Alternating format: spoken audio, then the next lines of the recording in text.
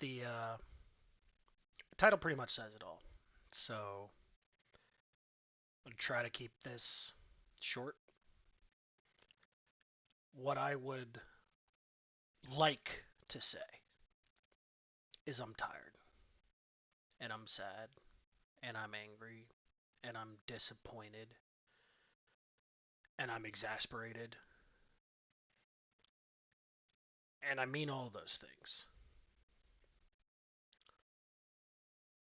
But mostly I'm just fucking pissed. I'm not just pissed because another, and let's be really clear about this, public that you know about, young black man was beaten to death by cops for absolutely no reason at all. That on its own is disgusting and disappointing and fucking awful. That's not why I wanted, it's not just why I wanted to make this video. I wanted to make this video simply and only because until and unless white people, especially white males, but white people in general, and if you look at voting blocks, it's actually white women, but neither here nor there, until we do more than just say we care, until people come out and show that they care, make a post, make a video, march, make a stand, tell elected officials that you care, back it up. This stuff doesn't change. This was absolutely a symptom of systemic issues. And if you're the kind of fucking idiot that goes, oh, well, it was 5 black cops, so there was no racism involved, and I do mean fucking idiot, I would say a lot more than that, but this ain't about you. Hope you really develop a hankering for bleach. It's not about you, it's about the problems that this shows. And it's a symptom of so many issues. But this specific symptom is directly tied to the militarization, the further militarization of the American police force. It's not just the overarming and the excessive SWAT cars and the military equipment and the excessive hiring of ex-military, which, yes, I do support our troops, but most veterans are the absolute last people you want as cops, simply because the mental and emotional training that you have to go through to be a soldier and go to war makes you the absolute last person that you want, armed, empowered, and required to make snap judgments and sacrifices to protect others when you've been trained to only protect yourself and those who wear the same uniform as you.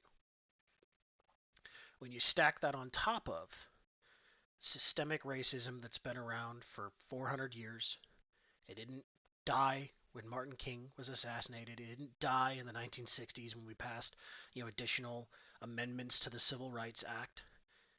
It's still there. It got hidden. Part of where it got hidden is in the prison system, legal slavery. Got hidden in a lot of places, but it wasn't hidden that well. It doesn't take a lot of effort to see what's there, but it's hidden just well enough that the average white person, especially people who live in nice neighborhoods, in affluent neighborhoods, they don't have to see it. And when they do see it, it's rare enough that they think it's an exception instead of the norm, and it's not. This type of brutality and the mentality that spawned it is the norm. Is every police officer like these 5 jackasses, these 5 murderous slime balls. No. In fact, there's a lot of amazing people out there that are cops. But there's a lot of people out there that are just like these guys, who are raised within the environment of the police force, trained, indoctrinated, and militarized to specifically target black men. People of color in general, but specifically black men. To assume fault, to assume resistance, to assume superiority, which is a really important part of that. The I am the law. Well, Judge Dredd is a caricature, but not as much of one as you would like to think. And that's the problem. It is so much more than just one more young black man murdered by cops for absolutely nothing. This wasn't a case where he tried to rob a bank and he pulled out a gun and he fired at cops and they shot him. I don't care what color you are. That sequence happens. That's the expected end result. But that's not what happens.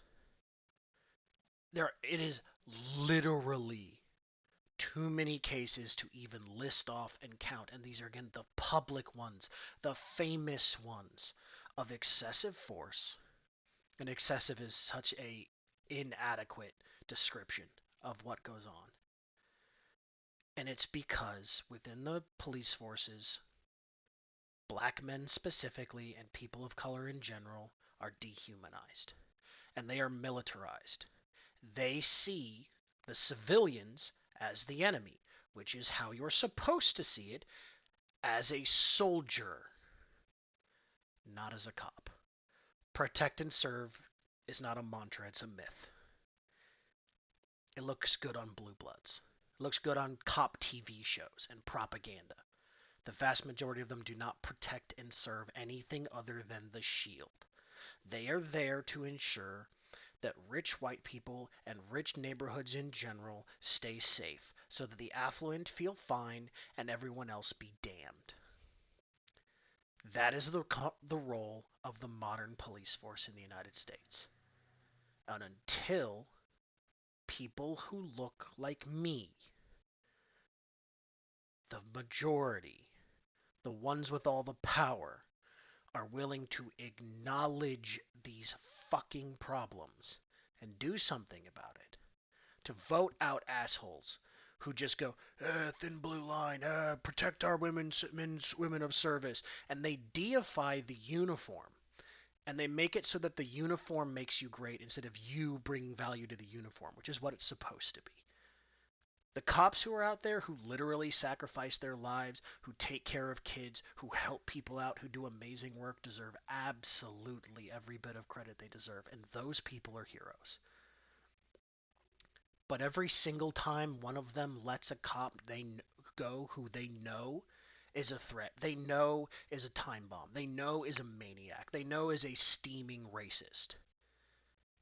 Every time one of them lets one of those bad cops get by with it, you're no longer a hero. You're just as fucking bad. Because doing nothing and accepting the adulation for the other things you do is even worse than doing nothing and getting no adulation. Being called a hero when you know you let awful things happen for no reason is disgusting. You should feel ashamed of yourselves. And that's not to say there are no cops that don't try to fix the system. It is a broken system. The system will fight against you. The system will not let you change it unless we, the people, force them to change it. There's a lot of myths around crime. You know where crime comes from? Crime comes from poverty. It comes from lack of hope. It comes from lack of opportunity. Are some people twisted and broken and they're going to do crime because they can? Sure. But that's not the majority. Damn sure wasn't Tyre Nichols. It was a fucking traffic stop. I'm rambling. But it's just, I'm so tired of this. And I said at the beginning, I wish I could say that. But here's the problem. If you haven't noticed, I'm white. So I get to say, I'm tired of this. I'm exhausted of this. I'm mad about this. And if I get pulled over tomorrow, I get to say, thanks, officer, have a nice day. And a black person who has the exact same experience has to pray they get to see their wife and kids and mother, so on and so forth again. That's the difference. So I don't get to say I'm tired of this as much as I would love to. As much as I would just love to say I'm tired of this bullshit, fucking stop. It's not enough. The reason I am making this video is that I hope people will share it. And I hope people that see it will either share it or make their own posts, and do not engage in the bullshit arguments and the twisted logic that is going to come out in full force, just defending everything wrong about this broken fucking system. Stop deifying cops. Stop buying into the myth. Stop calling monsters heroes. Start tracking actions. Stop letting innocent black kids and innocent black men and innocent people of color and innocent people in fucking general end up in prison for no reason, end up dead for no reason, simply because some asshole on a power trip no longer sees their fellow man as human, but just as the enemy, and they treat him as such. That's why I made this, because I hope that maybe a few people see this, and maybe a few people share it, and maybe a few people will go and share their own and their own thoughts, and especially people who look like me. Because black people have been trying and protesting and asking for help and not getting it. Not getting where any near close to enough. And it's because there's way too many people that go, wow, that's horrible, that's awful, and they change the channel because they don't want to see it. Because they don't want to accept the reality that this is the norm. It's not an exception. It's not a one-time event. This happens all the fucking time. You just don't always get the body cam footage. And it needs to stop. And it only stops if enough people are enough pissed about it that we do something about it. So, those are my thoughts. I want to end on this. It's not about me. I did this video only because I think it's important and I wanted to. But this is about a young man who did nothing wrong, who was beaten to death by 5 assholes for no reason at all and no fault of his own, who were employed to protect him, and a mother who had to watch a video of her son cry out for her while he was beat to death by people who the day before got to walk down the street and be called heroes. And that's just disgusting. So those are my thoughts. Please share. Please share your own. Please fucking do something.